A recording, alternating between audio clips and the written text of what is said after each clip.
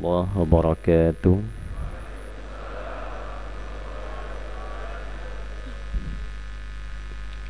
الحمد لله الذي أقسم بالصبح إذا تنفس،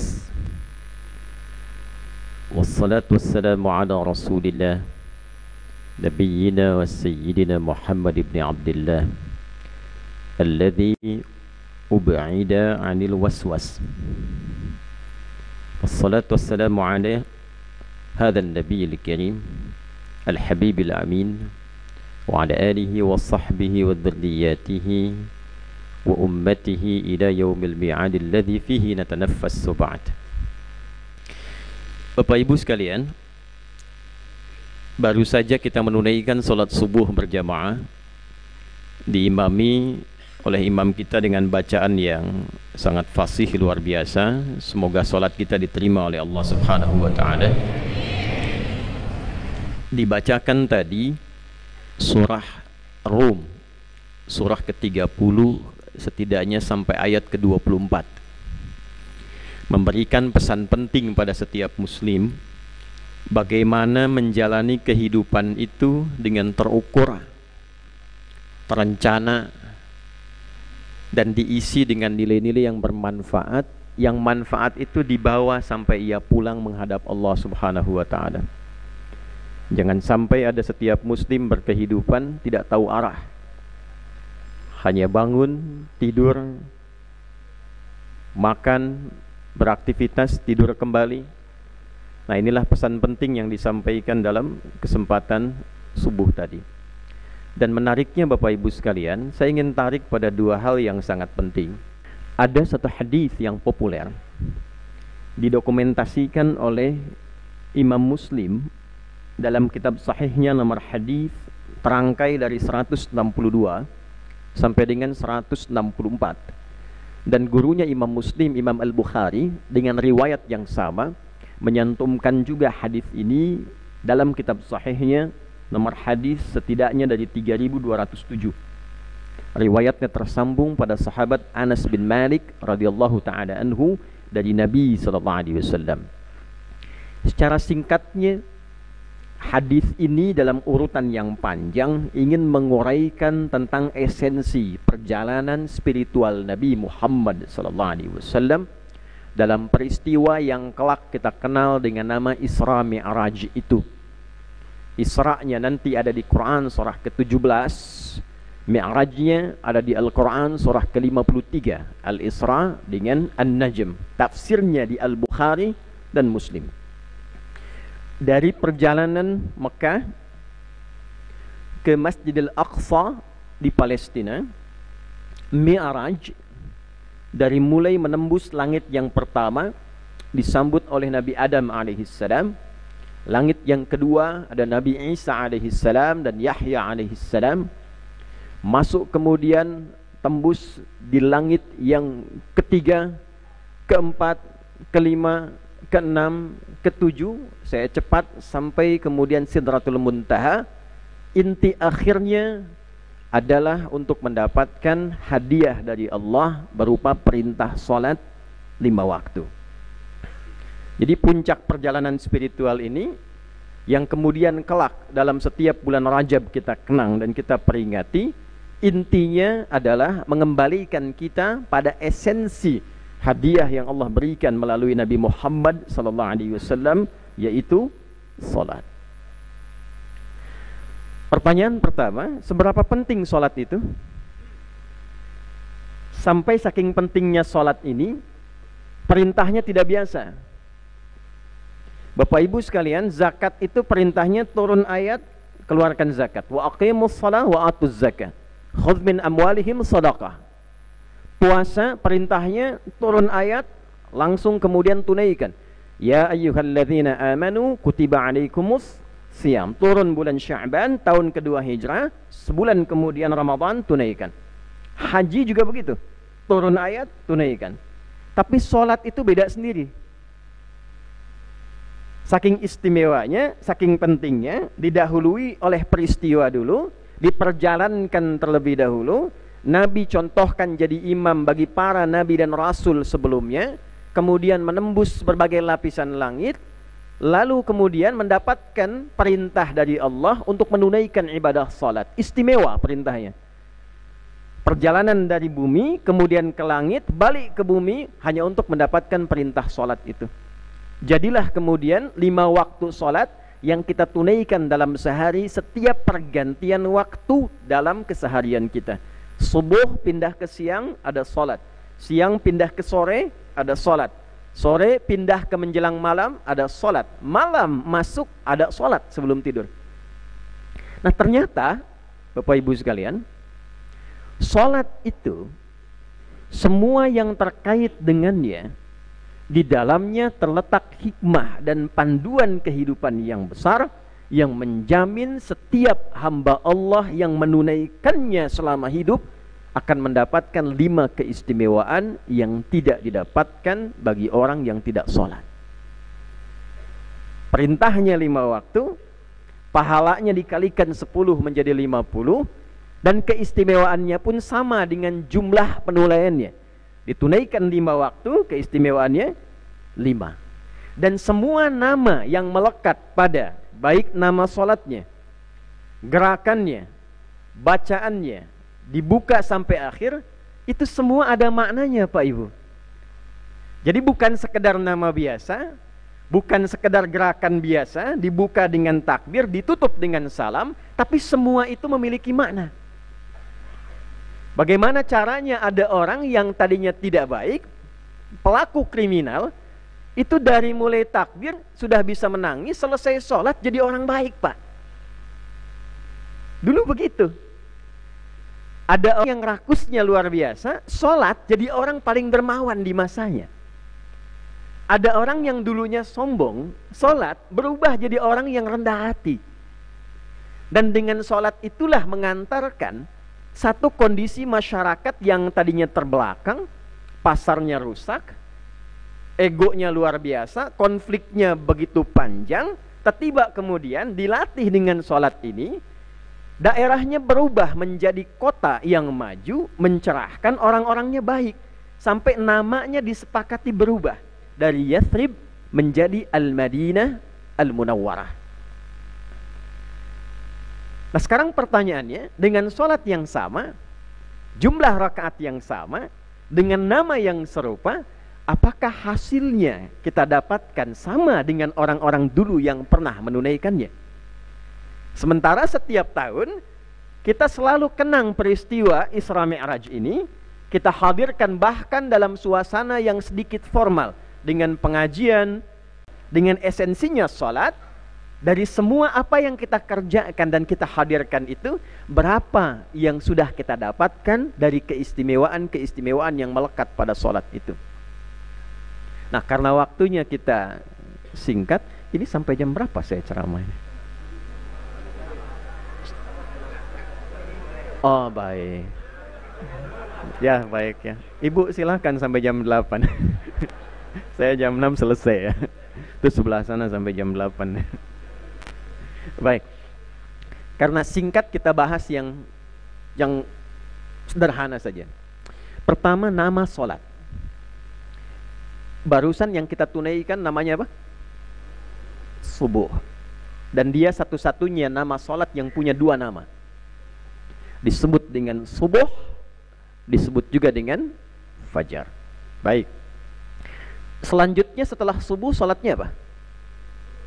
Zuhur. Baik. Zuhur itu ditunaikannya di waktu apa?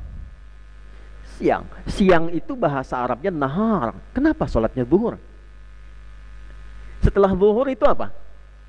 Asar. Asar itu ditunaikan di waktu sore. Sore itu bahasa Arabnya masa. Masa al-khair, selamat sore. Tapi kenapa nama sholatnya asar? Setelah itu maghrib, setelah itu tiba malam. Malam itu bahasa Arabnya apa? Lail. Ya kan? Kalau ada yang istimewa di malam itu, lailah namanya. Ya, inna anzalnahu fi lailatul qadar. Kenapa pakai lailah? Karena ada yang istimewa di malam itu, beda dengan malam yang lainnya. Kalau malam standar lail, ya jamaknya layali. Laili, lela, lili, lala itu malam. Ibu leli, ibu malam-malam itu. Ya. Nah, Nah, kenapa penamaannya itu justru tidak menunjuk langsung kepada nama waktunya? Kita bahas waktu kita sekarang subuh.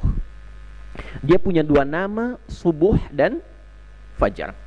Kata subuh disebutkan 3 kali dalam Al-Quran. Derivasinya asbah, asbahtum disebutkan 3 kali dalam Al-Quran. Jadi 3 tambah 3, 6.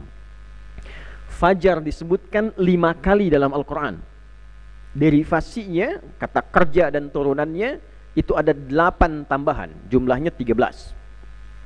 Fajarnya 5, subuhnya 6. Bapak Ibu sekalian, subuh di dalam bahasa Arab itu bukan hanya menunjuk pada permulaan waktu yang diterjemahkan dengan awal pagi, tidak. Di dalam bahasa Arab kata subuh, sad, ba, ha, kemudian biasanya disertakan hamzah di depannya untuk menunjukkan tanya, asbah, itu menunjuk pada awal permulaan waktu yang diiringi dengan persiapan rencana yang terukur. Jadi kalau ada orang Arab bertanya begini, kaifa asbahta ya akhi? Bagaimana kabar Anda pagi ini? Itu bukan hanya menunjuk pada kabar, tapi juga seakan meminta kepada kita keterangan tentang agenda kita di hari ini. Bagaimana kabar Anda di hari ini? Kegiatan apa yang sudah Anda susun di hari ini? Kira-kira jam 7 Anda ada di mana? Jam 8 apa yang Anda kerjakan? Nanti jam 9 aktivitas apa yang Anda punya? Nah, itulah subuh. Itulah yang menjadikan surah ke-81 At-Takwir di ayat ke-18 ketika dibuka oleh Allah dengan sumpah, Allah mengatakan was-subhi idza tanaffas. Dan aku bersumpah demi waktu subuh yang saat waktu itu muncul, maka awal beraktivitas bersamaan dengan nafas kita yang baru keluar, karbon dioksida terserap, oksigen mulai muncul, tumbuhan juga mulai mengeluarkan oksigen, hewan-hewan juga mulai beraktivitas, matahari kemudian mulai memberah kegelapan malam dengan sinarnya. Nah, ini yang nggak dihisab saja sudah punya rencana kehidupan. Kita manusia yang terukur, manusia yang memiliki arah, manusia akan dihisab seakan ditanya, was-subhi idza tanaffas. Aku bersumpah dengan waktu subuh, di awal nafas makhluk itu beraktivitas. Kamu punya rencana apa yang akan kamu kerjakan di hari ini? Jadi menjadi muslim, kemudian diminta oleh Allah menunaikan sholat subuh, itu bukan sekadar sholatnya yang penting. Seakan memberikan kesan bahwa orang Islam itu dari mulai bangun tidurnya, dia sudah membawa rencana-rencana yang terukur yang akan ia eksekusi di hari itu. Nah, ini yang diajarkan dalam Islam. Bagaimana prakteknya yang dikerjakan Nabi SAW? Kita buka misalnya ada satu kitab hadis rujukan namanya Sunan Abu Daud. Jadi hadis itu ada kitab jami', ada sunan, ada musnad, ada mu'jam. Itu berbeda.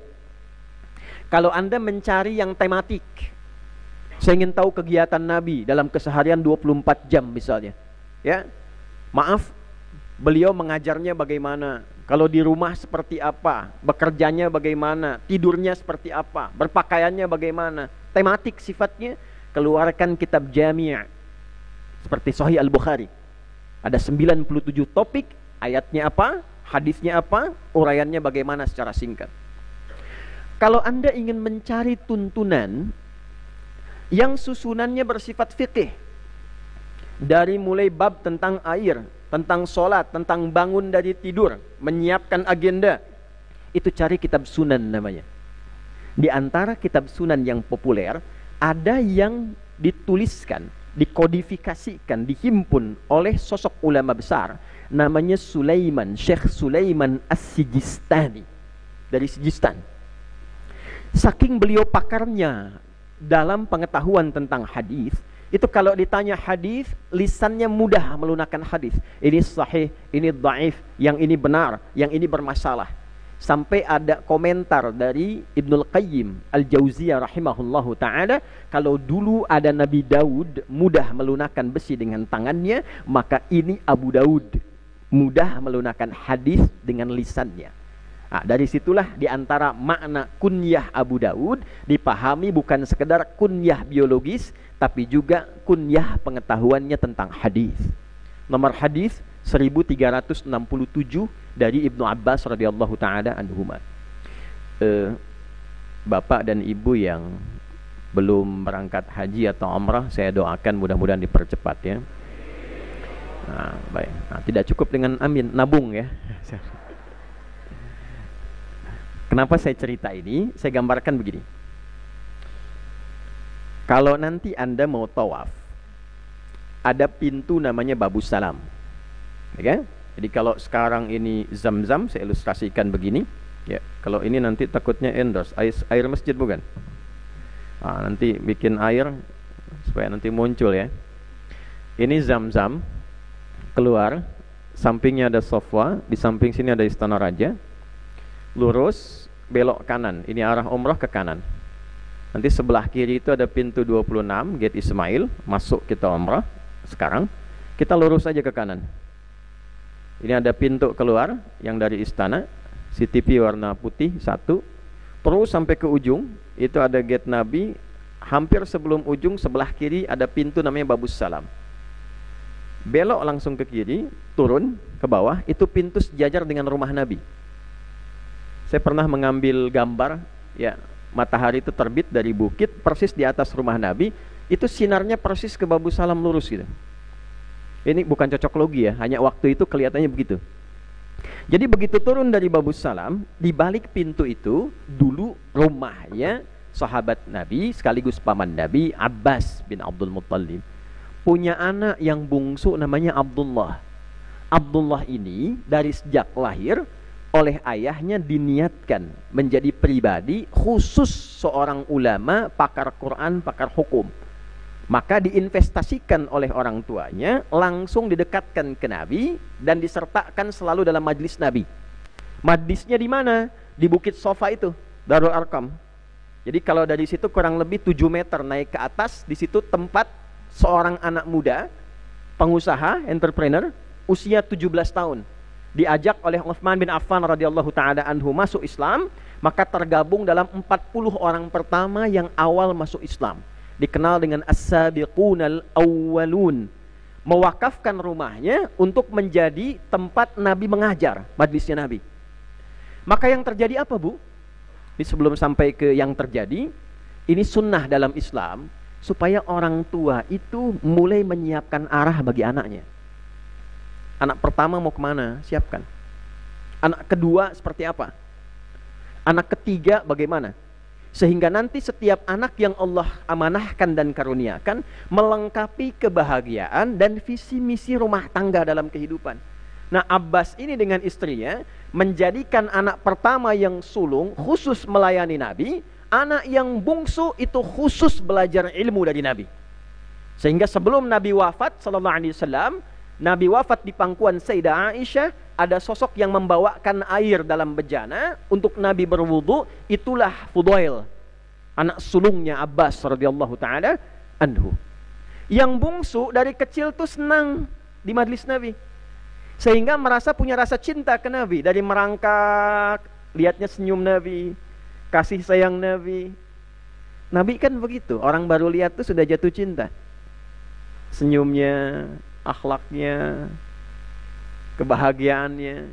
Sehingga anak kecil ini saat tumbuh dalam usia yang belum balik, 3-4 tahun, sudah minta izin kepada ayah ibunya ingin menginap di kediaman Nabi, di rumah bibinya Sayyidah Maimunah. Persis kurang lebih 2 pintu dari situ. Yang ada jembatan dari istana ke masjid, itu ada Gate Nabi tulisannya, itu lokasinya. Ya, depannya itu dulu ada, yang sekarang ada tiang lampu besar ke atas. Itu dulu kediaman Abu Jahal di situ. Ya. Nanti kalau ketemu di sana saya jelaskan satu-satu ya, ada spot-spotnya itu. Nanti bayangkan aja dulu ya. Singkatnya ketika menginap, Bapak dan Ibu, itu hanya ingin tahu begini, Nabi kalau bangun tuh jam berapa? Bangunnya seperti apa? Apa yang dilakukan oleh Nabi saat bangun dari tidur? Itulah kelak yang didokumentasikan oleh Imam Abu Daud, dimasukkan dalam kitab sunannya, nomor hadis 1367. Demikian keterangan Ibnu Abbas radhiyallahu taala anhuma, begini bunyinya. Qala haddatsana qala an Ibnu Abbas radhiyallahu taala anhuma qala kana an-nabiy sallallahu alaihi wasallam idza istayqadha min naumihi, adalah kebiasaan. Karena ketemu fi'il madhi menunjukkan kebiasaan dan punya makna taukid, sesuatu yang kuat. Adalah kebiasaan Nabi yang ditekankan oleh beliau, idza staiqadha min naumihi, kalau bangun dari tidurnya, lebih tengah malam sedikit atau pas tengah malam atau kurang sedikit. Rumusnya Isya, hitung jumlah jamnya ke subuh, bagi 2, itu tengah malam.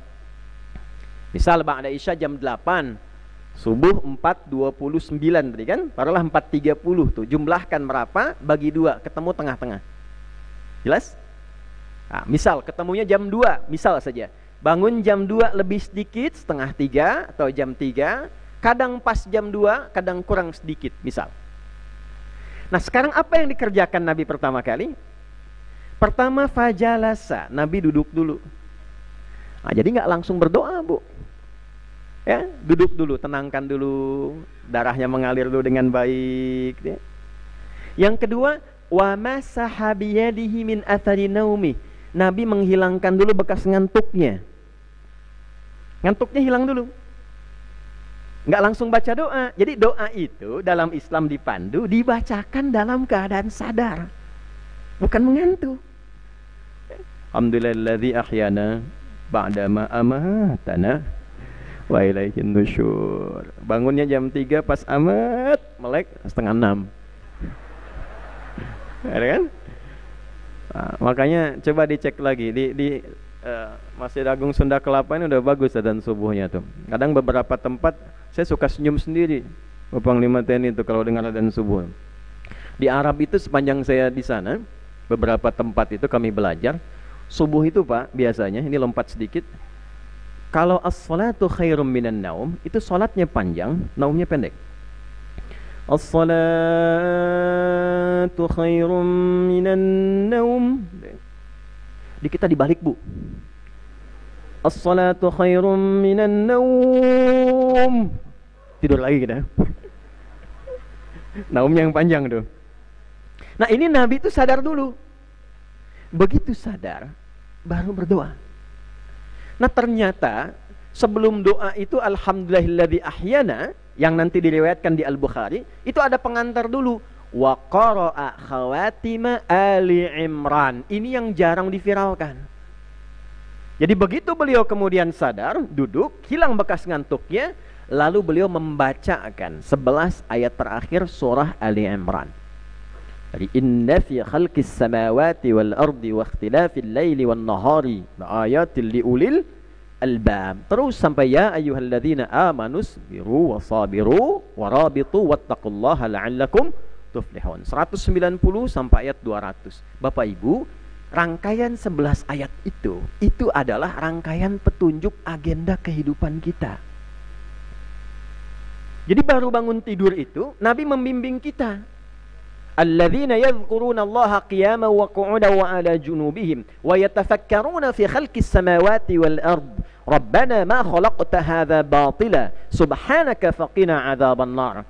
Dibimbing oleh ayat, dicontohkan oleh Nabi, orang Islam itu bangun dari tidurnya sudah menjadi pribadi ulul albab. Apa itu ulul albab? Singkatnya begini, orang cerdas yang paham esensi sesuatu. Teman-teman yang masih kuliah nih adik-adik, kenapa Anda belajar? Kenapa kuliah? Kenapa pilih kampus itu? Di ulul albab tuh nggak sekedar masuk, kemudian hanya ingin dapat ijazah, duduk paling belakang, kadang nggak pernah nanya, tidak. Dia paham, saya pilih itu karena ada harapan ke depan yang ingin saya wujudkan. Itulah ulul albab. Nah, sama ketika kita memilih pekerjaan, itu ditanya balik oleh Allah. Kamu kenapa memilih itu? Mau kemana arahnya? Setelah paham, punya rencana yang baik, punya cita-cita, maka yang paling menarik adalah coba kamu renungkan dengan pikiranmu konsep aktivitasmu itu Apakah engkau beraktivitas di daratan? Apakah engkau beraktivitas ada bagian di udara? Atau nanti yang ayat serupa di Al-Baqarah 164 lautannya. Jadi ada darat, laut, udara. Pak Panglima itu ada ayat di Quran, ayat darat, laut, udara itu. Ya. Itu oleh Quran tuh ditanya baru bangun tidur itu. Ya. Coba yang beraktivitas di darat, yang di laut, yang di udara, kata Allah, kamu mau kemana arahnya? Apa yang kamu sudah siapkan? Tafakkur itu merencanakan dengan pikiran kita secara strategis tentang aktivitas dan kegiatan yang akan kita lakukan. Wa yatafakkaruna fi khalqis samawati wal ard. Rabbana ma khalaqta hadza batila subhanaka faqina adzaban nar. Sampai ia menyusun kegiatan itu, puncaknya bukan hanya untuk menjalani aktivitas dunianya. Dari kegiatan dunia ini, legasi apa yang akan saya bawa sampai pulang menghadap Allah? Tuh, dari bapak yang usaha sekarang kan udah mulai ngitung-ngitung, sebelum tidur dihitung besok ngapain, keuntungan, tuh kan, kurang berapa. Itu ditanya balik oleh Quran dari sejak bangun tidur. Hei, kamu sekarang mau bergerak, mau berangkat, mau bisnis, kalau kamu meninggal, yang dibawa pulang itu apa? Makanya ayat setelahnya, Rabbana innaka man tudkhilin nara faqad akhzaitah wa ma lidh-dhalimina min ansar. Ya Allah, sangat disayangkan kalau ada hambamu, ini ungkapan yang indah. Ya Allah, sangat disayangkan kalau ada hambamu yang punya perencanaan yang strategis, susunan yang teratur, dunianya sukses, tapi ternyata tidak menjadi bekal yang cukup untuk dia pulang mendapatkan rahmatmu. Ternyata dunianya sukses, akhiratnya nestapa dalam neraka. Rabbana innana sami'na munadiyan yunadi lil imani an aminu bi rabbikum fa amanna. Rabbana faghfir lana dhunubana wa kaffir 'anna sayyi'atina wa tawaffana ma'al abrar. Ya Allah, saya sadar akan esensi kehidupan ini. Saya mendengar seruanmu, saya siapkan rencana kehidupanku, aku jalani usaha duniaku untuk mendapatkan ridha dan rahmat di akhirat saat menghadap kepadamu. Susun. Terus sampai ke ujungnya sabar dalam menjalani kehidupan. Jadi baru bangun tidur itu, kita diminta oleh Quran untuk menjadi manusia berpikir tentang esensi kehidupan, rencanakan kegiatanmu, susun sampai sukses aktivitas duniamu, tapi jadikan itu sebagai investasi akhiratmu saat pulang menghadap Allah Subhanahu wa taala. Lalu sabar jalani itu. Itulah subuh. Itulah subuh. Jadi begitu dipanggil Allahu Akbar, connect kita tuh, rencana sudah ada. Sudah siap dibacakan. Sesuatu yang kita bacakan yang tersusun mau dibacakan itu Quran namanya. Nggak pakai alif lam. Itu umum. Kalau Quran itu umum sifatnya. Semua bacaan bisa zikir, bisa tasbih, bisa istighfar, bisa doa, bisa minta apapun. Tapi kalau bacaan tersusun dari Al-Fatihah sampai An-Nas berupa wahyu, itu namanya Al-Quran. Ada fajar, ada infajar, ada fujur. Itu berbeda. Kalau infajar, ini nanti belum connect, begitu akhir nanti baru nyambung ya. Infajar itu pancaran materi secara fisik, ya, keluar memancar secara fisikal. Anda ngebor air, begitu dibor kedalaman tertentu, airnya keluar, itu infajar namanya. Al-Baqarah ayat 60, wa idzistasqa Musa liqaumihi faqulna dhrib bi'asakal hajar. Fanfajarat, bukan fajar tapi infajar. Pelajari ketika umatnya Musa 12 suku minta diberikan masing-masing suku ini sumber air. Maka perintah Allah, Musa pukulkan tongkatmu yang kayu ke batu, akan terbelah dan terpancar 12 mata air. Karena pancarannya ini pancaran materi, airnya langsung kelihatan keluar. Quran menyampaikan dengan diksi infajar. Tapi kalau nggak kelihatan Pak, Bu, misal ada pancaran dalam nafsu nih, mendorong seseorang berbuat yang tidak baik, memancar juga dari nafsu, dari hati, dipancarkan ke pikiran, dirumuskan. Gimana caranya nih setelah kajian subuh, sendal yang tadi saya lihat yang bagus itu bisa saya dapatkan. Nah, misal contoh aja gitu ya. Nah, itu pancaran yang nggak bagus, nafsu. Kayaknya kotak infaknya bagus juga nih. Begitu takbir misalnya kan, dia mundur tuh, takbir pertama, diambil. Itu namanya fujur. Dari fajara juga, tapi negatif, fujur, lawannya takwa. Nah, fujur inilah yang ketemu dengan su, keluarnya dari nafas. Nafas itu asalnya netral, jiwa kita. Cuman karena didorongnya oleh fujur, keluarlah kemudian tindakan buruk, namanya su. Quran surah ke-12 ayat 53. Wa ma ubarri'u nafsi innan nafsa la'ammaratum bisu. Nafsu amarah ke su. Nafas ketemu su jadi nafsu. Nggak pakai o, asalnya begitu tuh. Nah, amarahnya itu fujur namanya, yang memerintahkan pada keburukan. Lawannya apa? Fajar. Fajar itu pancaran yang merespon pada kebaikan. Ketika kegelapan malam dibelah oleh cahaya mentari, datang, set, dibelah, kelihatan terangnya. Itu cahaya pertama yang disebut dengan fajar. Makna kiasannya adalah semua gelombang pancaran dalam diri kita, ini agak dalam kajiannya, di jiwa kita yang merespon segala kebaikan, itu pun disebut dengan fajar. Apa contohnya? Allahu Akbar, Allahu Akbar. Al-Anfal ayat kedua. Innamal mu'minuna alladzina idza dzukirallahu wajilat qulubuhum. Sungguh ciri insan yang beriman, tanda pertamanya jika disebutkan nama Allah ada getaran dalam hatinya. Kapan disebutkan nama Allah?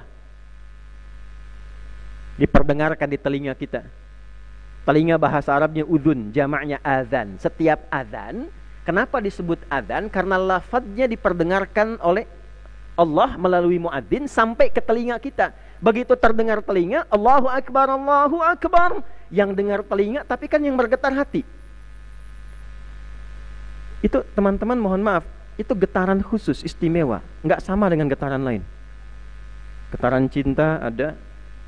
Anda di jalan nggak pakai helm, lihat polisi depan ada getaran juga kan? Itu lain itu. Ya. Ini getaran iman. Allahu Akbar, Allahu Akbar, muncul. Pep. Ya Allah, sudah azan. Pernah merasa begitu nggak? Nah, itulah pancarannya disebut fajar itu, pancarannya. Ya Allah, sudah azan. Nanti dibagi 3.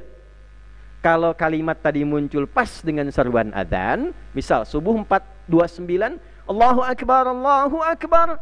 Anda bangun, ya Allah sudah adzan, saya siap-siap langsung berangkat ke Masjid Agung Sunda Kelapa. Ini menunjukkan iman Anda standar. Belum kuat? Enggak, belum kuat pas ya. Coba cek, Anda bekerja jam 7, datang jam 7, standar kan? Kalau Anda datang jam 6 itu istimewa. Ada orang sebelum subuh memanggil, dia sudah siap-siap. Allahu Akbar, Allahu Akbar, sudah siap, sudah tahajud, sudah istighfar, itu istimewa. Ada orang dipanggil 4:29, dia baru sadar 9:24.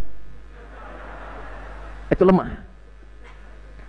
Tapi terlepas dari itu, sekarang kembalikan ke ayat yang tadi saya buka. Subuh kan rencananya. Bapak Ibu bangun dari tidur, sudah punya rencana nih. Saya akan kerjakan proyek ini, saya ada pekerjaan ini, yang terukur begini. Siapa yang menjamin rencana Anda itu bisa dieksekusi dengan baik? Lancar. Tidak ada tantangan yang berarti. Itulah sebabnya, apa yang kita rencanakan, kita akan bacakan, minta kepada Allah supaya diringankan, dimudahkan, dilindungi, dilancarkan. Maka ketika panggilan itu datang, direspon oleh hati kita, ada frekuensi yang tersambung, Allahu Akbar, Allahu Akbar. Kita datang menunaikan sholat, bukan sekedar sholat, tapi dengan membawa agenda tadi untuk dibacakan dalam kesempatan sholat kita, supaya dimudahkan dan diberkahi oleh Allah. Itulah kenapa satu-satunya nama sholat dalam Quran, yaitu fajar, itu disertakan dengan bacaan dan agenda yang kita bawa, bukan sekedar sholatnya. Buka Quran surah ke-17 di ayat ke-78. Aqimis salata liduluki syamsi ila ghasaqil laili wa qur'anal fajr. Inna qur'anal fajri kana mashhuda. Tunaikan olehmu salat dengan benar, sesuai rukunnya, sesuai ketentuannya. Liduluki syamsi ila ghasaqil lail, dari mulai pertengahan siang. Duhur dulu Bu, diisyaratkannya. Nanti ketemu kata zuhurnya zahirah, itu di Quran surah ke-24 ayat 85 itu. Lalu kemudian asar, Quran surah 103. Ketemu maghrib, ketemu isya. Yang menarik, fajarnya diakhirkan. Ketika mengisyaratkan zuhur sampai isya, tidak disebutkan agenda.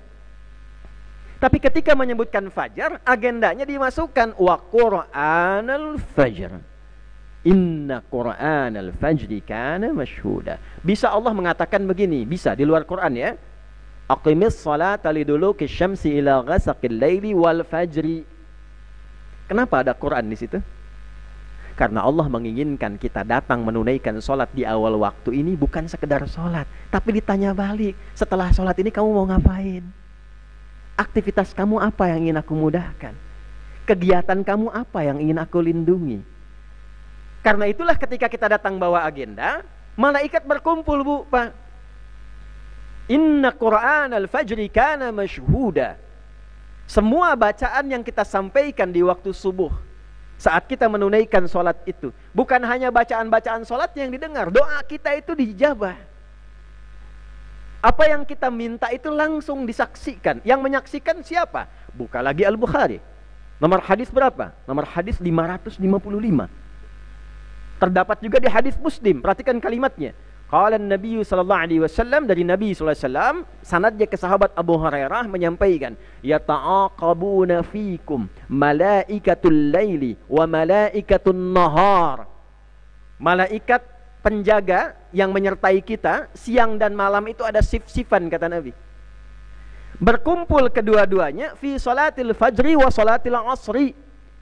Pertukaran sif ini terjadi di waktu subuh dan waktu asar.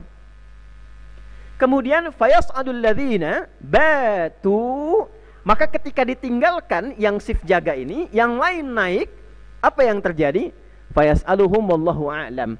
Maka ditanya oleh Allah dan Allah sudah tahu sebelum menanyakan itu. Ini keluar dari lisan malaikat supaya dikonfirmasi ke kita, inilah yang menjadi keistimewaan waktu subuh. Kaifa taraktum ibadi? Saat kamu tinggalkan hambaku, dia sedang ngapain?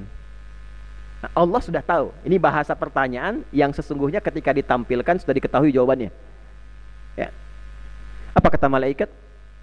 Taraktu wa huwa yusallun. Taraktu wa hum yusallun. Fata'ataitu wa hum yusallun. Ya Rabb, seperti engkau yang telah mengetahui dan maha mengetahui, aku tinggalkan hambaku itu, ternyata mereka sedang sholat dan memohon kepadamu.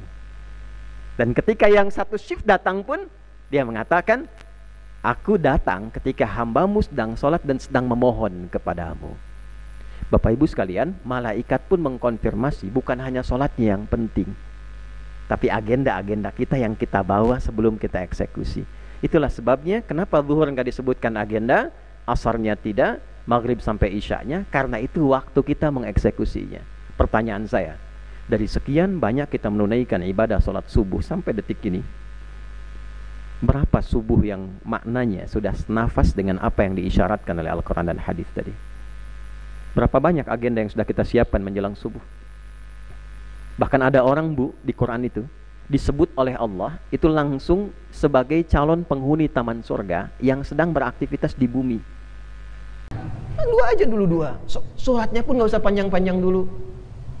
Rakaat pertama Al-Falaq, ya, kedua An-Nas, tutup witir 1 Al-Ikhlas. Wajahnya kan masih cool kan? Baca 3 ayat 3 surat cool tuh ayat. Tuh 1. Ya, disesuaikan dulu, baca yang ringan supaya kita merasa nyaman. Kalau Anda khawatir dekat ke subuh, artinya bangunnya mepet subuh. Bisa dari awal yang banyak, bisa pemula, bangun jam 4, wudu dulu, habis dapat 2 rakaat, setelah itu witir, setelah itu tunggu istighfar. Kalau sudah enak, tambah lagi 2 Ad-Duha, Al-Insyirah, lompat Al-Falaq, An-Nas, Al-Ikhlas. Sudah nyaman silahkan tambah. Mau Al-Baqarah silahkan. Betul, mau Ali Imran silahkan. Kalau sudah menikmati itu nggak kerasa bu. Nabi itu rakaat pertamanya itu bisa 100 ayat Al-Baqarah paling minimal. Anda buka Al-Bukhari itu nomor 2010 sampai 2012. Itu kelompok sahabat datang ke Sayyidah Aisyah mengatakan begini, kami ingin tahu salat malamnya Nabi gimana, kaifa kanat salatun Nabi sallallahu alaihi wasallam. Kata Sayyidah Aisyah begini bu, la tas'al an husnihinna wa tulihinna. Kamu jangan tanya bagus dan panjangnya deh, susah diikutin. Karena penasaran, itu Abdullah bin Mas'ud radhiyallahu taala anhu, Ubay bin Ka'ab, Muadz bin Jabal dan sahabat yang lainnya berupaya ikut di belakang Nabi, ternyata indah bacaannya, nikmat ke hati, nggak kerasa. Dikira 100 ayat Al-Baqarah, ternyata lanjut Al-Baqarah sampai selesai rakaat pertama. Dikira akan ruku, nyambung Ali Imran 200 ayat. Dikira akan ruku, nyambung An-Nisa 176 ayat. Baru setelah selesai itu An-Nisa, Al-Baqarah sampai An-Nisa, baru setelah selesai beliau kemudian ruku. Ya, kurang lebih ada 4 juz 5 halaman. Besoknya nggak ikutan lagi. Kamar ada berapa? Coba dicek, barangkali ada yang belum pernah dipakai ibadah. Nanti dihisab bagaimana? Kan cerita, idza zulzilatil ardu wa akhrajatil ardu wa qala al insanu ma la yauma idzin tuhadditsu. Setiap tempat yang kita pijak akan bicara di hadapan Allah. Ini nanti bicara karpet ini yang kita pijak, dia akan berkata, ya Allah, saya pernah dipijak oleh si fulan yang sedang sholat sujud khusyuk menghadapmu. Nah, rumah-rumah kita itu sama. Ya, lantainya macam-macam itu akan bicara. Jadi kalau mau enak pakai ibadah dulu. Nah, salah satu ruang yang agak besar kumpulkan suami, istri, ayah, ibu, anak-anak. Wabil asharihum yastaghfirun. Setelah tahajud menjelang subuh semua beristighfar. Ayahnya mengatakan pada istrinya, "Ma, terima kasih mendampingi selama hidup. Papa mohon maaf kalau selama ini belum menjadi suami yang baik, belum menjadi ayah yang baik untuk kalian. Kalau papa pulang kembali kepada Allah, mohon ridhokan. Mudah-mudahan kita dikumpulkan kembali di akhirat. Papa minta maaf. Ya Allah, ampuni saya ya Allah. Ampuni saya ya Allah." Istri menyusul, "Pak, terima kasih jadi ayah yang baik. Mama minta maaf kalau selama ini belum jadi istri yang baik. Ibu yang baik buat kalian anak-anakku. Mohon ampun ya Allah.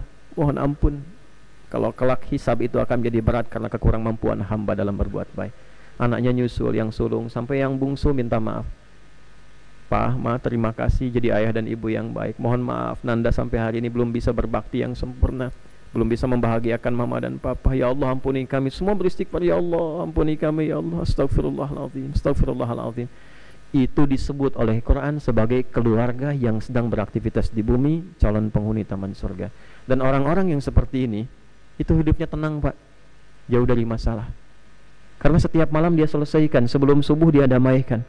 Dan saat sholat dia bawa agenda yang sampaikan kepada Allah untuk diberikan keberkahan. Itu ayatnya ada. Pertanyaan saya, setiap kali kita masuk subuh, berapa yang kita dapatkan?